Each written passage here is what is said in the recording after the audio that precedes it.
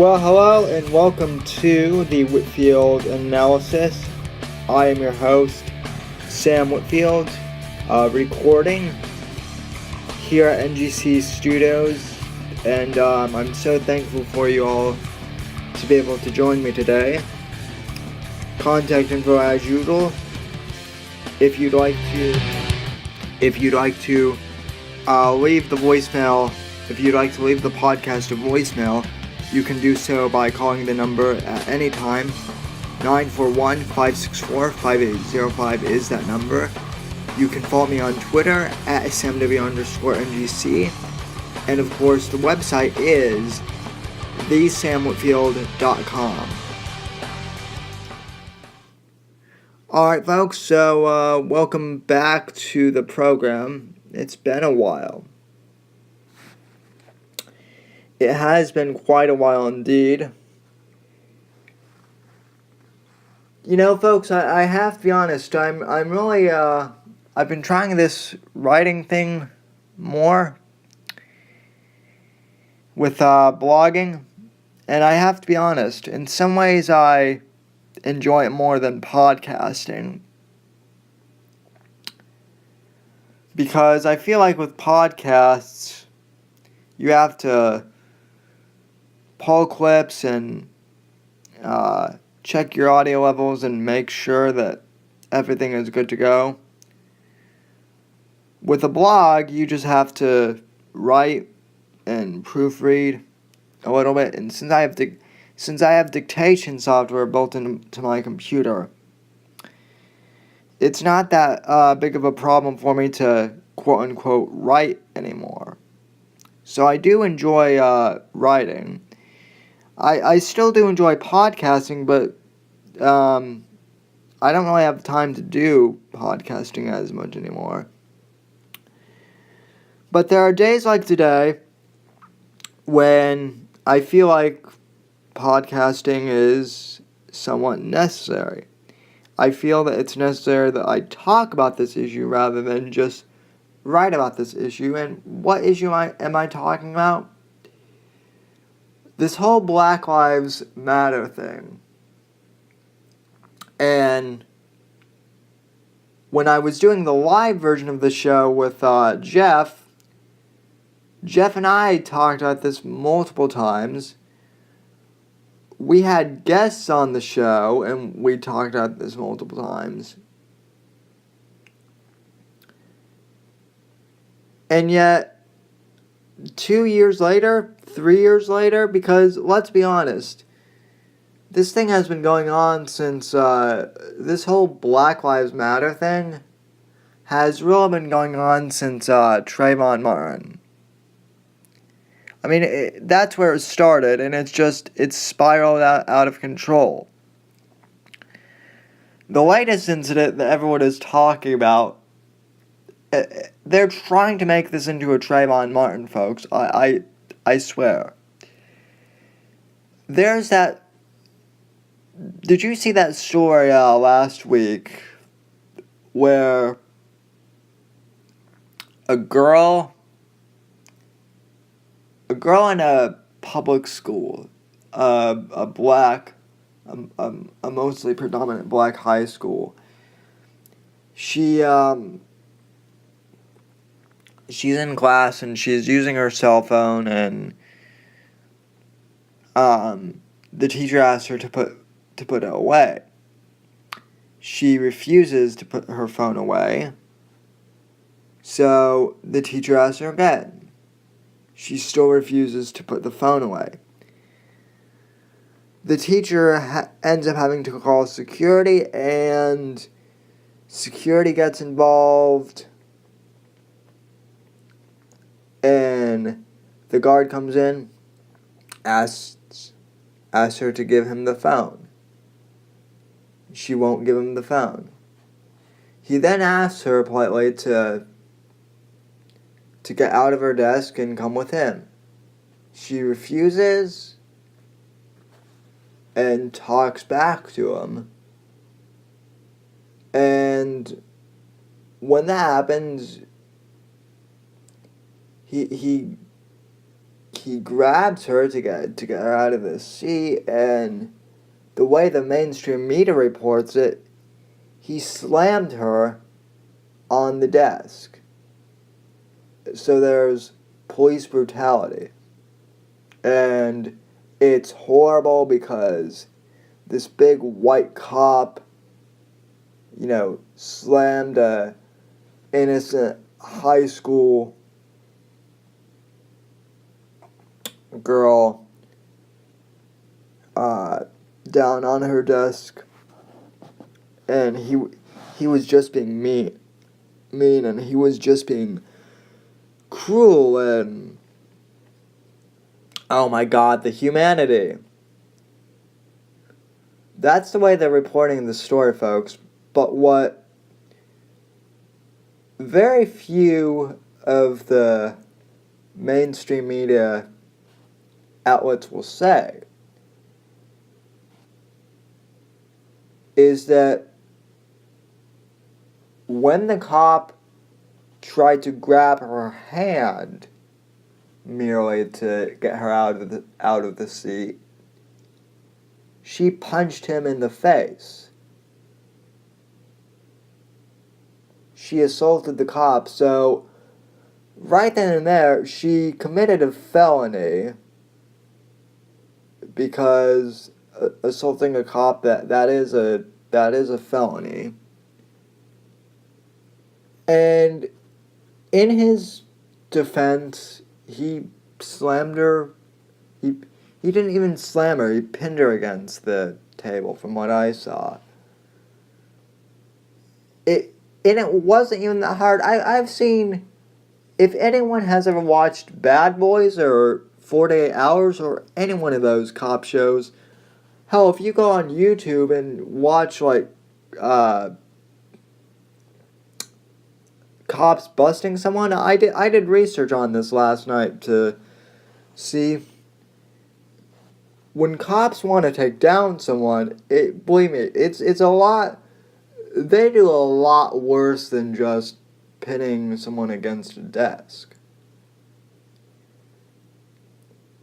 So then the girl cries, racism / sexism / police brutality. And the cop gets, well, first of all, he's not a cop. Let me just say that. They're trying to call this guy a cop. But what he is, he is a cop. But most public schools in America, including mine, have what they call, I don't know what they're calling them in this instant, but in my high school, they called the guy a relations officer, and what it is the relations officers mainly, they're in schools mainly to protect against in case any high school shooters try to come in, or any pedophiles try to come in, or anyone that wants to do harm to the students. That's why the officer is there. They are liaisons with the local police departments, and like I said, I had an officer in my high school that did that. And mainly, they just walk around the schools, check on students, make sure no one's getting in trouble. As far as police officer jobs go, it's, I think it would be a pretty good job. The guy I had at my school was pretty nice. We used to talk NFL a little bit, and occasionally classic rock music. But those are what those police officers in the schools are mainly there to do. They're mainly there to watch the kids. And when the kids are acting like brats, like this girl is. They're there to handle the situation. So, this cop responds the only way he knows how to, pins her against the desk. She then cries police brutality, and he gets, I believe right now he's on like suspension, pending an investigation, that sort of thing. And some of the students, now keep in mind this is in a primarily black school. I forget where exactly. But a lot of the students in this high school, they're on the side of the police officer. And God bless them for it. Because this cop, as far as I could tell, wasn't acting out. I mean, this girl was being a brat. And by the way, folks, when I was in high school, when I was in high school, which granted wasn't all that long ago, probably about, I graduated high school about 3 years ago. So, probably like 5 or 6 years ago when I began high school. The etiquette was pretty clear. I mean, you're allowed to have your phone out during passing periods, during lunch. If you wanted to play music during your lunch breaks or your off periods when you're, hanging out with friends, you could do that.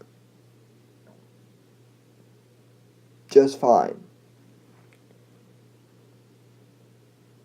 During classroom time, the phone.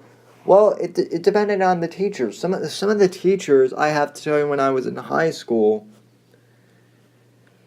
some of the teachers, instead of having us put our phones away, some of our teachers in high school would, like in history class. I actually had a professor once that would actually tell us to pull out our phones and Google subjects like on the Civil War.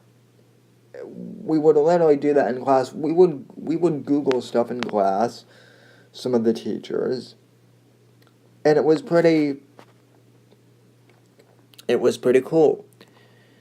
Now, granted, we had other teachers who didn't want the phones in their classroom. And so when it was time for class to begin, everyone knew that the phones were, supposed to go away.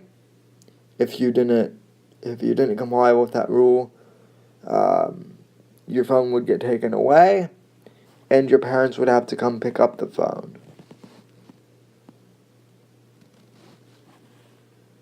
After school.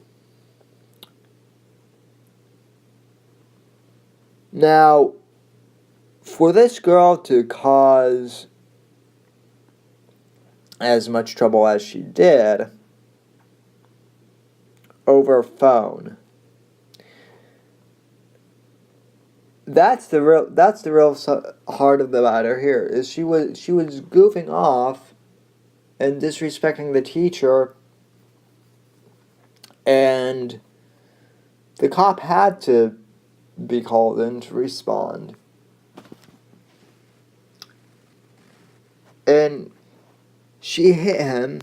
That's the other part of the story, from where I'm looking at it. And he responded in the only way he defended himself. But now she's claiming police brutality and all this BS. But the media, now they're trying to claim that this is another case of police brutality against black teenagers. They're trying to make this into a Trayvon Martin or Mike Brown type of thing, and she's not even dead. That's how desperate they are to try and force this Black Lives Matter fascist agenda. They're shoving it down our throats. Literally. Well, a couple of friends and I, we got into an argument on Facebook with one of these Black Lives Matter sympathizers. The Black Lives Matter sympathizer was a white guy, by the way. Yes, Black Lives Matter does have sympathizers who are white. They're mostly liberal, obviously. Well, scratch that. They're all liberal. And this guy was bringing up, oh, well, black teens get, in so much more trouble, and, this teacher was white, and, well, first of all, the teacher wasn't white. This is what the kid was trying to claim, was that, oh, this was a white teacher, and so that's the only reason why the black girl got in trouble. No, this was in a black high school, where the teacher is also black.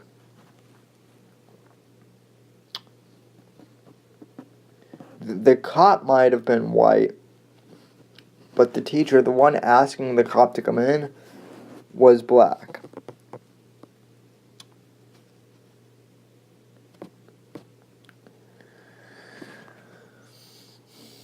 So, the left, and I apologize for for that brief pause there, folks, because I'm honestly, I have to be honest and tell you that I'm extremely puzzled by how people are falling for this crap. It really is honestly baffling to me.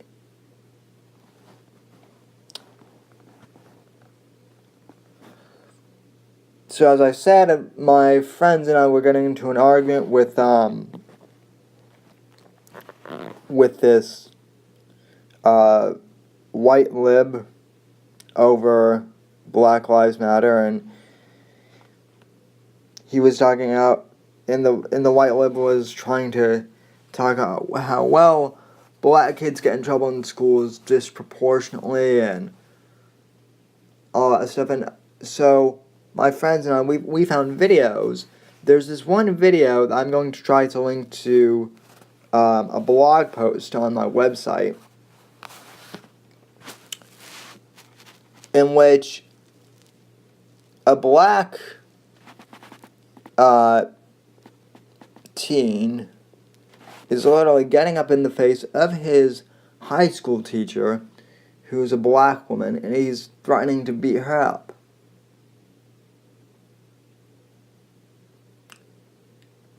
That's not racism, folks. That's the kid being a fucking asshole. And being a punk and being a thug.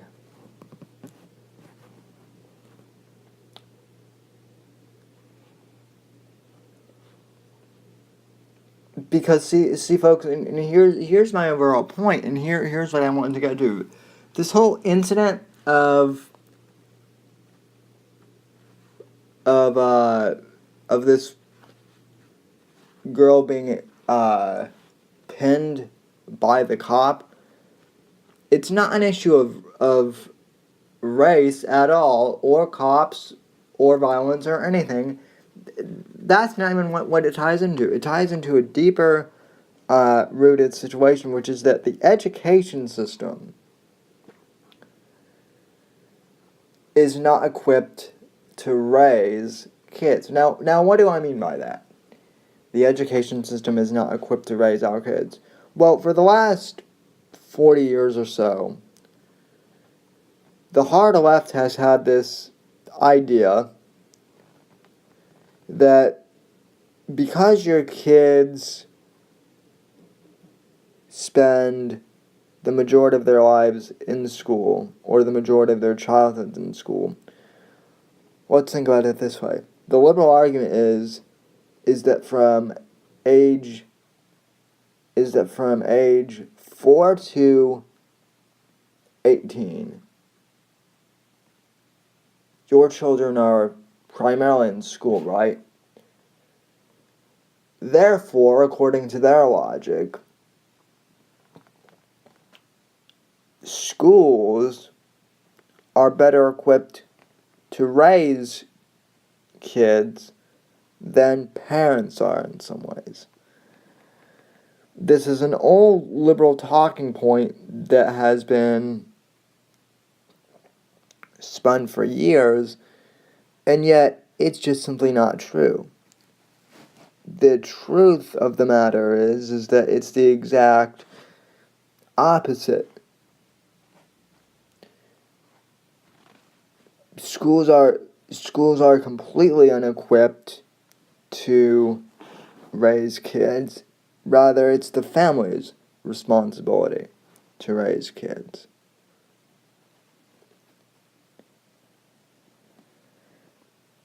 And yet the left doesn't understand that even in households where the parents aren't very active in their kids' education, this is a problem. And the schools aren't going to fix it. It is not the school's responsibility to raise your kids. It is the parents' responsibility to raise your kids. And the kids who have parents who care and who remain active in their lives, they're the kids who have supportive parents, they're the ones who end up going to college and succeeding well in life. The ones whose parents don't really care don't really end up succeeding in life. They usually end up being the failures, for the most part. They're usually the ones who are getting into crime, drugs, etc., etc. And I've played this clip on my show multiple times, but just to reiterate, this is Adam Carolla talking about the education system here in America and why it is the parents' responsibility to raise the kids rather than the public school systems. Now, the left, they'll try and claim that this clip is that it's not fair, it's over-exaggerated or something like that, but take a listen to Carolla's stance, because quite simply, it's the best argument against the left in terms of education I've ever heard. Take a listen. Cut number 1, go. But I've said it many fucking times, and I continue to say it, and I was watching every show I watch. Look, schools will be fixed when families are fixed. Other than that, it is a fucking black hole that you just dump money down, and there's never going to be enough teachers, textbooks, or computers, or guidance counselors for broken, fucked up families. Because that kid doesn't care about your computer lab. He's not in school. He's in a gang. Or he's just home fucking getting high. He doesn't care how many teachers or counselors you have. Yes, if you want to go fucking Planet of the Apes and get guys on horses with nets that go fucking run these guys down and drag them into class, you could, but they're still not going to fucking study if it's chaos at home. Chaos at home is no fucking grades.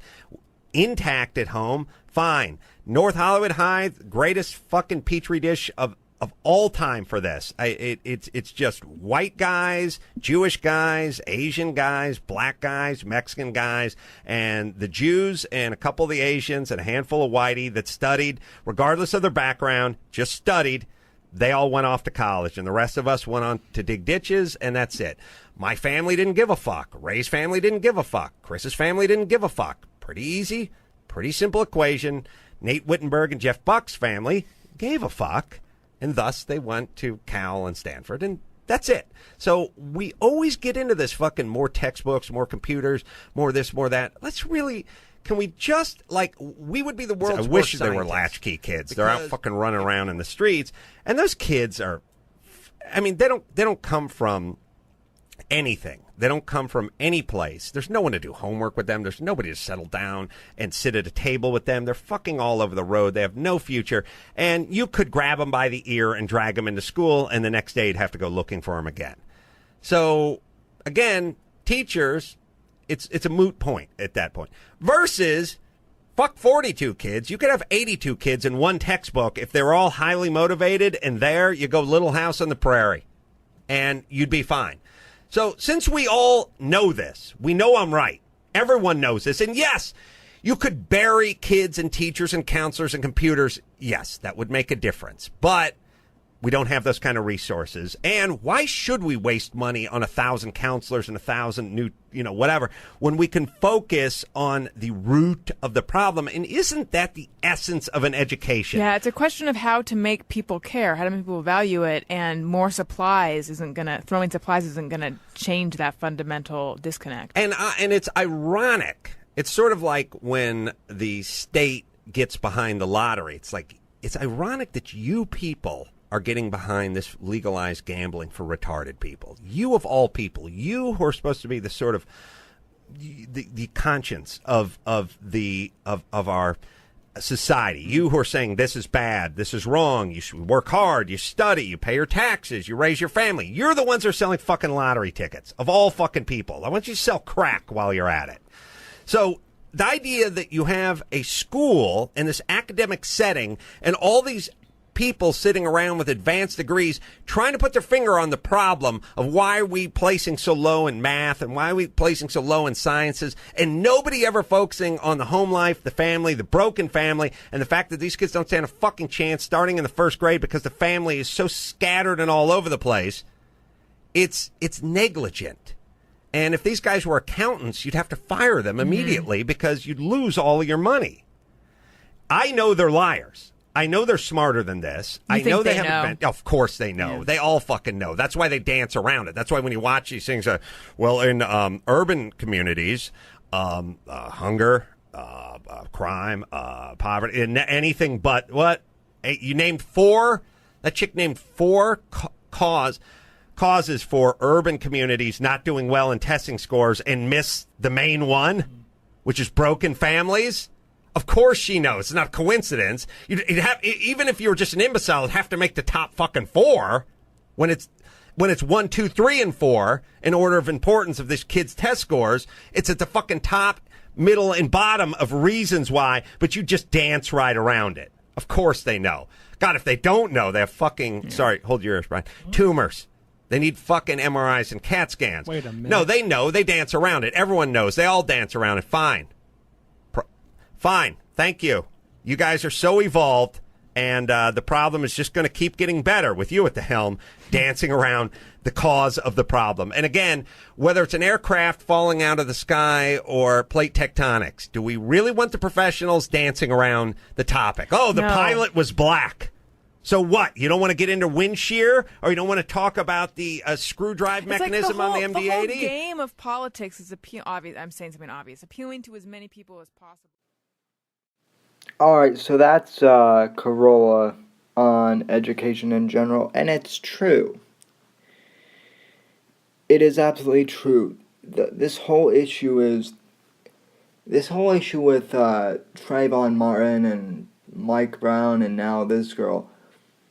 I would argue that this whole thing, it's not about cops abusing, quote-unquote, abusing black teens or being abusive of power in general. It's about the lack of parental supervision that these kids are getting. If you're not there for your kids, they're going to get in trouble. If you're there for your kids, if you remain a constant in their lives, they're going to do a lot better, and they're going to succeed in life in general. It's really just that simple. But anyway, folks, I really don't have much else to say on this topic. I think I've said all I can. So without further ado, I'd like to thank you for tuning in to the program. Don't forget to check out my website, www.thesamwhitfield.com. You can follow me on Twitter at smw_NGC, hashtag WA Radio Show. And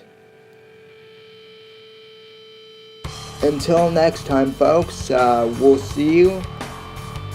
I'll try and record an episode next week. We have a ton of election stuff coming up. And so again, folks, I want to thank you so much for tuning in. From all of us here at NGC Media, have a good rest of your week. God bless and God save this great nation.